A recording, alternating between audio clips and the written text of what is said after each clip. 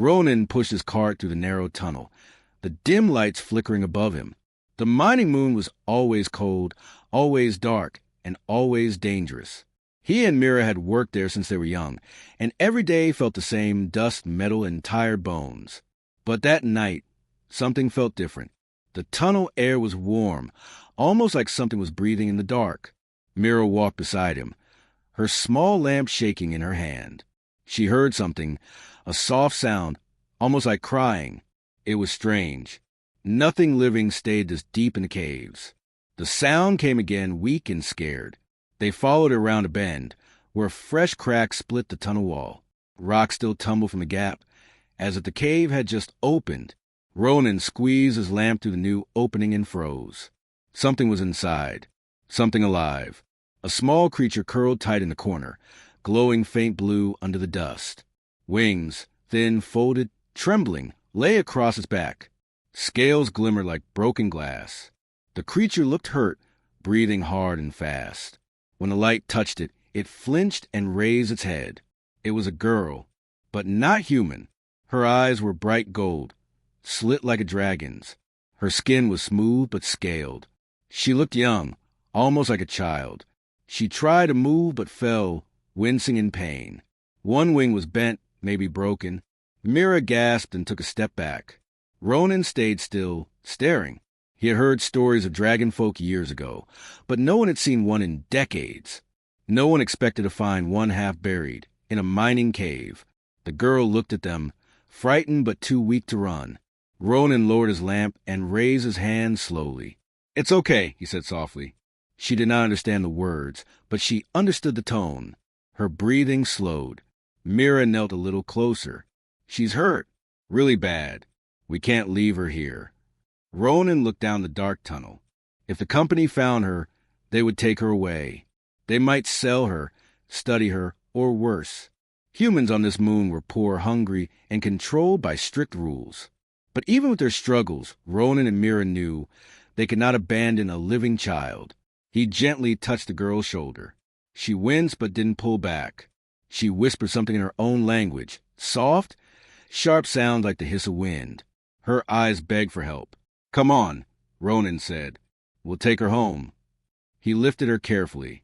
She was light, much lighter than she looked. Her wings brushed his arms, warm but trembling. Mira wrapped her in their old mining coat, helping keep her warm. The journey back was slow. The girl drifted in and out of sleep, holding onto Ronan's shirt like a scared child. Dust fell from the ceiling as they moved. It felt like the cave itself was watching. When they reached their small metal hut on the surface, the girl's breathing was shallow. Mira rushed to bring warm water and old blankets. Ronan laid her on their narrow bed. The girl tried to sit but gasped in pain, her wing twitching sharply.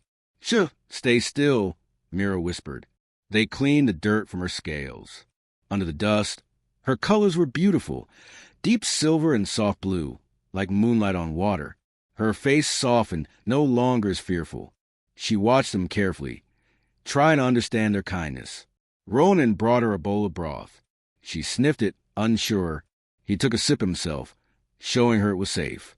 She copied him, weak hands shaking. After a moment, she sighed, finally relaxing.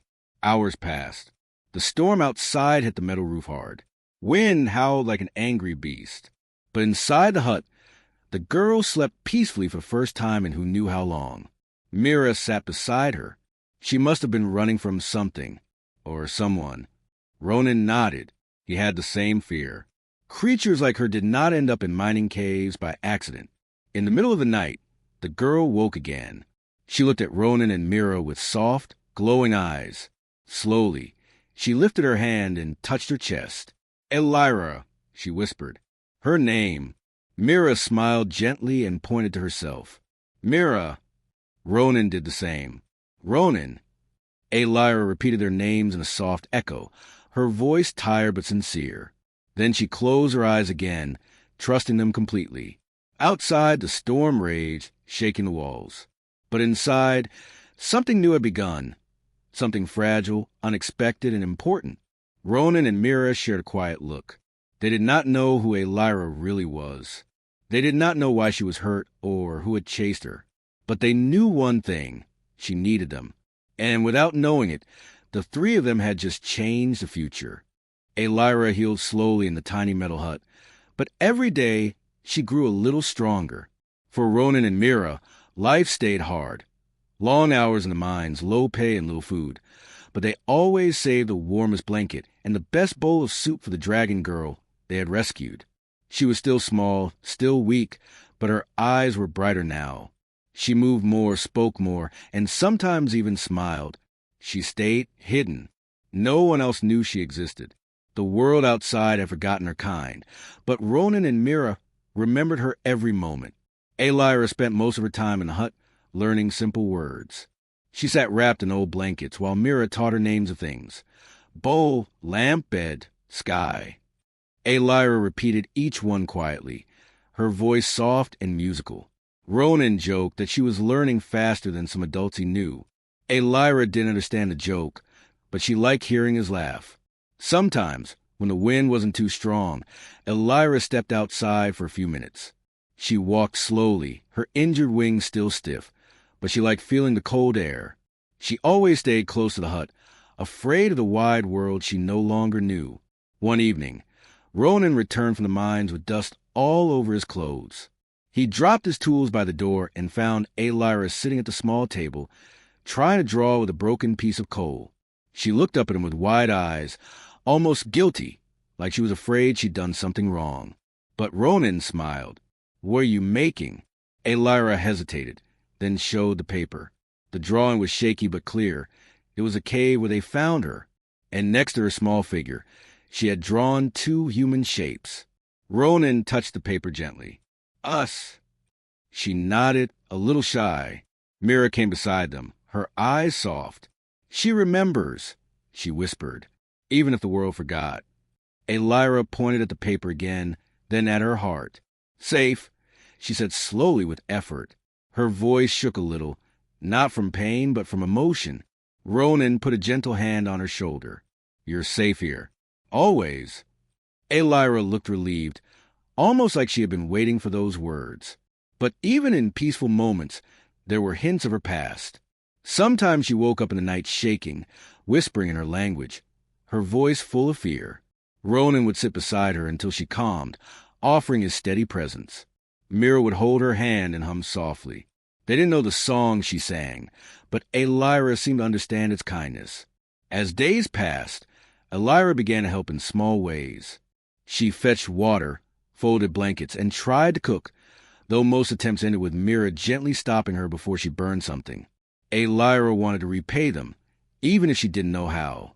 One afternoon, while Ronan was fixing a broken heater, Lyra climbed onto a chair beside him. She watched closely, her golden eyes focused. With her claws, she pointed at a loose bolt Ronan hadn't noticed. When he tightened it, the heater hummed back to life. Ronan raised an eyebrow. "You're pretty sharp." Lyra gave a tiny smile. "Learn fast." Mira laughed from across the room. "She's becoming one of us." But in the quiet moments, Lyra's sadness still showed. She would sit by the window, staring at the empty sky. Ronan wondered what she saw in her mind. Other dragons, her family, her home. She never spoke of it, but her silence told him everything. One night, when the moon was high and blue, Lyra climbed onto the roof of the hut. Ronan and Mira followed her. She stood there in the cold wind, her damaged wing open slightly as if testing it. She looked small against the sky, almost lost in the dark. "Do you miss them?" Mira asked softly. Lyra nodded. "Gone," she whispered. "All gone." Ronan felt a weight in his chest. Lyra was not only injured, she was alone, forgotten by her own world, lost in a place that barely cared. Yet she had found them, two poor miners with nothing but kindness to offer. Mira put an arm around the girl. "You're not alone anymore." Lyra looked up at them with shining eyes. For the first time, she didn't look scared. She looked hopeful. Over the next weeks, Lyra grew stronger. Her wings still hurt, but she could move it a little more each day. She could speak more human words, enough to hold small conversations. She laughed sometimes, soft, light, like wind over glass.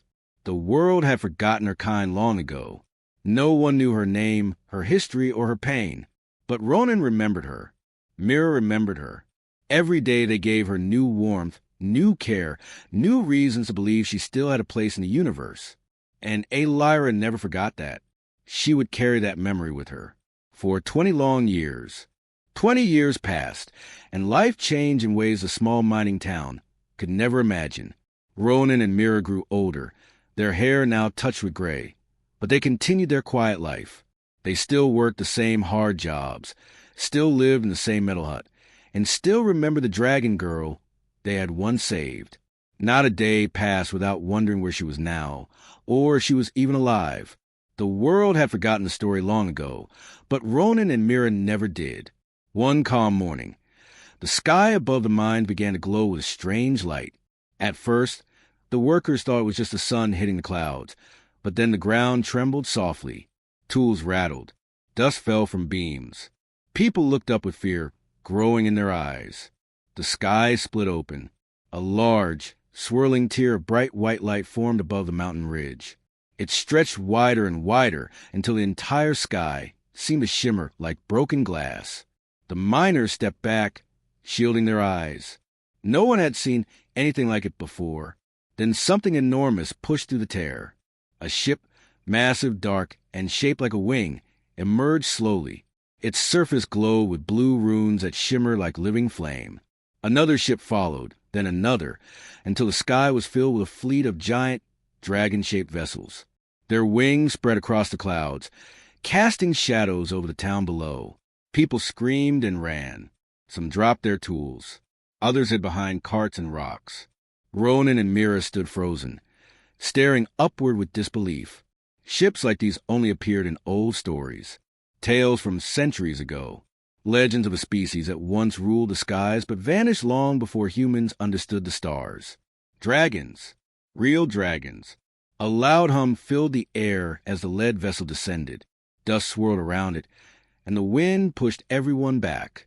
When the ship finally settled beside the town, its metal sides glowed like heated stone. A long ramp extended slowly to the ground. Everyone watched, hardly breathing. Then a tall figure stepped out. She was not fully human, but also not fully dragon. Her skin shimmered like bronze scales, her hair long and white like moonlight. She wore armor that looked part organic, part mechanical. Her wings folded behind her, large, strong, and healed. Ronan's breath caught in his chest. Mira whispered, her voice trembling, "It can't be." The woman walked with steady grace, eyes sharp, movements confident. Soldiers followed her, tall dragonfolk with armor that hummed with power. They formed a path behind her as she walked straight toward the two old miners who could not move. She stopped only a few feet away. For a moment, there was silence. The whole town watched. Soldiers watched. The wind seemed to stop. Then the woman knelt. Slowly, she bowed her head. "Ronan," she said softly. "Mira." Her voice was older now, stronger, but still held the same gentle tone they remembered. Mira covered her mouth. Tears filled her eyes. "Lyra?" The woman lifted her head and smiled, the same shy smile she had when she was small. "I came back." Ronan stepped forward, his hands shaking. We thought we lost you forever." Lyra stood again, taller than both of them now. "You never lost me. Everything I am today is because you saved me." Behind her, the war fleet adjusted their wings. The ships glowed brighter, as if reacting to her emotions. Ronan looked at her armor, her soldiers, the ships covering the sky. What were you now? Lyra took a slow breath. Leader, guardian, and heir to the Dragantian archives. She looked at the fleet behind her. "They follow me because I survived, and I survived because of you." Mira wiped her tears, overwhelmed. "You came back leading all of this?" Lyra nodded. "The war you've heard rumors about, the one across the stars, it has reached this world. I came to warn you, to protect you." People around them whispered in shock and confusion, staring at the woman who had stepped out of the legend. Lyra turned the crowd, her wings opening slightly, shimmering under the sun. Her voice echoed with authority. This world gave me life when I had nothing. And now, I will protect it with everything I have. A wave of energy rolled across the sky as more ships appeared. The tear in the sky pulsed brighter, signaling that even more fleets were arriving. But Elira looked only at Ronan and Mira. "I never forgot you," she said. "Not once. And now I am here because you're family." Ronan and Mira held each other, tears falling freely. They had once rescued a wounded dragon girl in a hidden cave. Now she had returned, strong, powerful, and no longer alone. She had returned leading a war fleet, and the sky had opened to welcome her home. The day after Elira returned, the mining town was filled with questions, fear, and excitement. The sky still shimmered faintly from the tear the war fleet had used to enter the world. The huge dragon-shaped ship stood like silent mountains, watching over everything. But Elira's face stayed tense. She kept looking at the ground, at the hills, and especially at the deep mine shafts. She had not come only to reunite with Ronan and Mira. She had come because something dangerous was already here. Ronan noticed her worry as she walked around the mine entrance. "Elira," he asked, "what's wrong?" She touched the rocks with her clawed fingers. The stone hummed faintly under her palm. "It's here," she whispered. "They came long before I did." Mira stepped closer. "Who?" Elira looked up, her eyes glowing gold. "The ones who destroyed my first home. The ones who hunted my people across the stars. The Korthane." The name meant nothing to the miners, but the fear in Elira's voice made their chests tighten. She motioned to her soldiers. At once they spread out, scanning the ground with strange devices that beeped softly. The people of the town watched nervously as armored dragonfolk moved with silent discipline around the mines. Then one of the scanners let out a sharp alarm. Elira hurried toward the sound. Ronan and Mira followed, trying to keep up. The ground near Shaft 12 vibrated with a faint, unnatural hum. Too smooth, too rhythmic to be natural. Elira knelt and pressed her ear to the rock floor. Her eyes widened. "They are below us," she said quietly. "Sleeping. Waiting." Ronan felt a chill. "Below? You mean inside the mines?" Elira nodded. This planet was only a stop for them long ago, but they never left. They burrow deep underground. They feed on heat, metal, and life. When they wake, they rise to the surface and destroy everything. The miners looked at each other in fear. They had dug for years, never knowing what lived beneath their boots. A loud crack echoed deep below them. Everyone froze. Dust rose from the mouth of the mine. The beams shook. Several workers stumbled back as the earth vibrated, as if something huge was shifting below the surface. Elira straightened slowly, her voice low but steady. "They are waking." Mira grabbed Ronan's arm. "We have to get everyone out." Elira turned to her soldiers. "Seal the mine entrances. Prepare the pulse nets. No one goes below until I say." The dragon folk moved fast, unrolling glowing metallic cables that crackled with blue electricity. They began building barriers around every shaft, but the earth kept shaking. A deep growl, like metal grinding on bone, echoed through the rocks. The townspeople backed up, fear in their eyes. Children cried. Even the strongest miners looked pale. This was no starship, no creature of the skies. This was something old, something that never belonged on the surface. Elira stepped forward, wings spreading slightly as if to shield everyone behind her. "They know I am here," she whispered. A crack split the ground near the entrance of Shaft 12. A long, thin limb, sharp and black like burnt steel, pushed through. Ronan gasped as more limbs emerged, bending and twisting unnaturally. The creature hauled itself out, its body long and armored, its glowing red eyes staring at them with hunger. Elira's voice dropped into a command. "Everyone back. Now!" The creature screeched, the sound sharp enough to make people cover their ears. More cracks formed further down the mine. More screeches answered. The Korthane were waking. Elira charged forward before the creature could attack. Her claws ignited with bright blue flame. She slashed across the creature's head, sending sparks flying.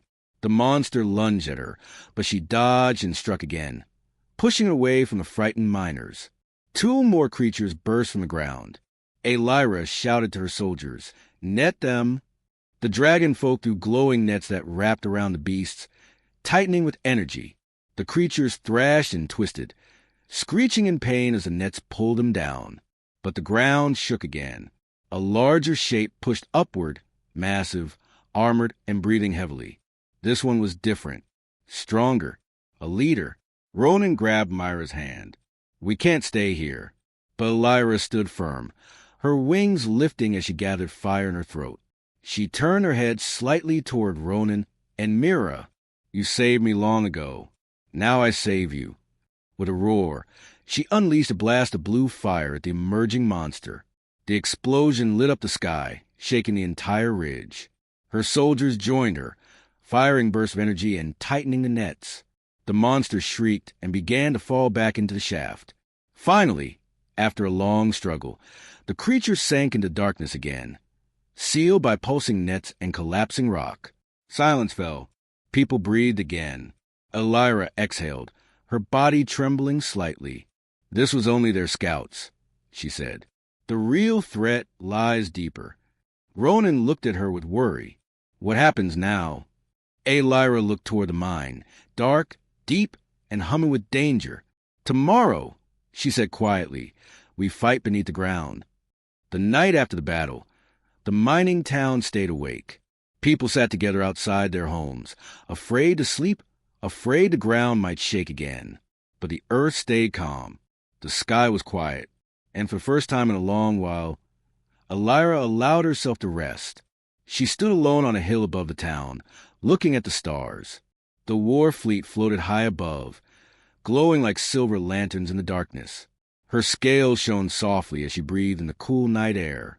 She felt tired, but she also felt something new, something she had not felt during years of war. Hope. Ronan climbed the hill to meet her. His hands were still dusty from helping the miners rebuild the broken camp. "You should sit," he said gently. "You've been fighting since you got here." Lyra smiled a little. "I've fought for many years.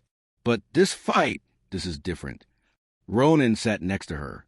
They watched the town lights flicker below. "People trust you," he said. "They're scared, but they feel safe knowing you're here." Lyra lowered her eyes. "I do not want them to fear me."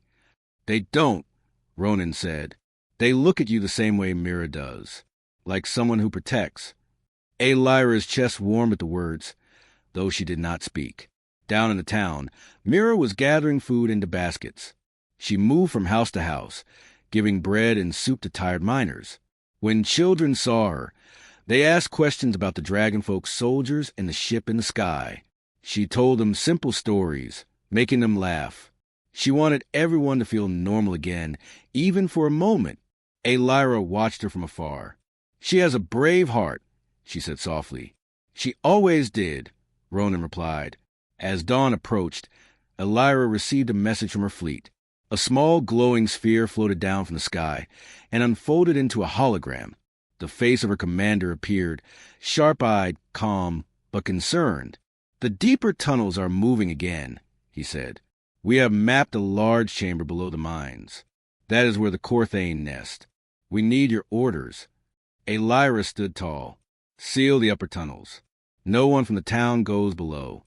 At sunrise, I will lead the strike team myself." The commander nodded. "Understood." The sphere folded back into a small crystal and dimmed. Ronan looked uneasy. "You're going down there? Alone?" Lyra shook her head. "With my soldiers. But I must be the one who enters first. The Corthane, they remember my kind. They fear us. It gives us a small advantage." Ronan did not like it, but he understood. "Just come back," he said quietly. Lyra reached out and touched his shoulder gently with her clawed hand. "I will." When sunrise came, the dragonfolk soldiers prepared their weapons. The pulsing nets were stronger now, glowing bright blue.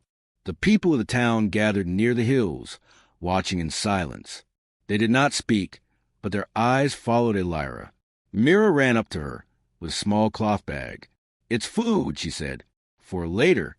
You always forget to eat when you get busy." Lyra blinked in surprise, then smiled. "Thank you." I will keep it safe." Mira hugged her without warning. Elira froze for a moment and used such a simple, warm gesture. Then she slowly hugged back. When Elira stepped into the mine with her troops, the ground felt colder. The air felt heavier. They walked down tunnels, lit only by the glow of their scanners. Strange sounds echoed from deep inside, metal scraping, low breathing, the shifting of something huge. Hours passed as they traveled lower and lower. Then they reached it. A massive chamber opened before them, filled with dark, twisted shapes. Dozens of Corthanes slept inside the walls, hanging like shadows. A giant cocoon sat in the center, pulsing slowly. The queen, Elira's voice was calm. "We end this now." Her soldiers placed energy charges around the chamber. They moved carefully, hoping not to wake the creatures. But when the last charge was set, the queen's cocoon shuddered. A single red eye opened. A shriek filled the cave, shaking every stone. The creatures awoke at once. Elira leaped forward, fire bursting from her throat. Her soldiers fired their weapons. The chamber became a storm of blue light, flame, and screeching monsters. Rocks fell. Dust exploded into the air. The queen lunged, massive and armored. Elira faced her head-on. Their clash echoed through the deep tunnels. Above ground, the people felt the earth shake again. Ronan and Mira held each other, watching the soldiers at the mine entrance stand ready. No one spoke. No one moved. Then, slowly, the shaking stopped. A long moment passed. Then light burst from the mine, bright, blue, and warm. Elira emerged from the darkness, covered in dust but standing strong. Behind her, her soldiers carried their fallen, but walked with pride. The queen was gone. The nest was destroyed. People rushed forward, cheering, crying, reaching out to her, no longer afraid, no longer unsure. For the first time since she left her old home, Elira felt truly welcome. Ronan stepped in front of her. "You did it!" Elira looked at the bright morning sky. "No," she said softly. "We did it. All of us." And as the sun rose over the hills, a new day began, not just for Elira, but for the whole town. A day of peace, of healing, and of a new life where humans and dragon folk stood together under the same dawn.